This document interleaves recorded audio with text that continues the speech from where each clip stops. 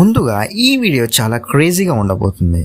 Because నేను చెప్పేది ఏంటంటే ఇస్మార్ట్ శంకర్ ప్రజెంట్ హీరో రామ్ పోతినేని గారు అందులో ఆల్రెడీ పూరి జగన్నాథ్ గారంట ఒక హీరోకి చెప్దామని చూసారంట.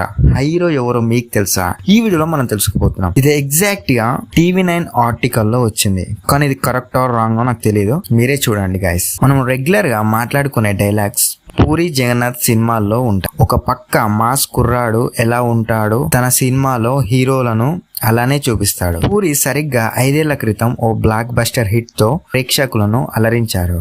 ఈ డాషింగ్ డైరెక్టర్ ఆ సినిమానే ఇస్మార్ట్ శంకర్ రామ్ పోతినేని హీరోగా వచ్చిన ఈ సినిమా మంచి విజయాన్ని అందుకుంది. ఈ సినిమాతో రామ్ తన కెరియర్ లో బిగ్గెస్ట్ హిట్ అందుకున్నాడు. అయితే ఇస్మార్ట్ శంకర్ సినిమాకు మణిశర్మ గారు మ్యూజిక్ అందించారు.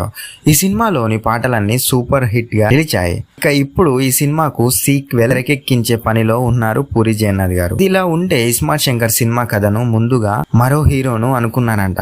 గైస్ ఇది ఎగ్జాక్ట్ గా చెప్తున్నా, ఇది రైట్ ఆర్ రాంగ్ నాకు తెలియదు. ఇంత కొడితే యూట్యూబ్ లో కూడా అసలు టాపిక్ మీద వీడియోనే రాలే. నేను చేస్తున్నాను. కరెక్ట్ ఆర్ రాంగ్ నాకు కామెంట్ రూపంలో మీరు తెలియజేయండి. అయితే ఆ హీరో రిజెక్ట్ చేయడంతో రామ్ కు ఆఫర్ వచ్చిందని తెలుస్తోంది. ఆ హీరో ఎవరంటే తనే రౌడీ హీరో విజయ్ దేవరకొండ అంట. గైస్ ఇది ఎగ్జాక్ట్ కరెక్ట్ ఆర్ రాంగ్ నాకు తెలియదు.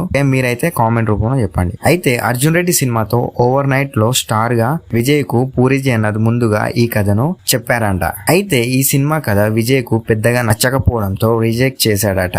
అలా విజయ్ దేవరకొండ నుంచి రామ్ పోతినేని ఈ సినిమా ఆఫర్ వచ్చిందంట. రామ్ కూడా ఫ్లాప్ లో ఉండటంతో ఈ సినిమా కథను దర్శకుడు నమ్మి ఈ సినిమాను ఓకే చేశాడట. ఈ సినిమా మంచి విజయం సాధించడంతో రామ్ పూరి తిరిగి హిట్ అందుకున్నారు.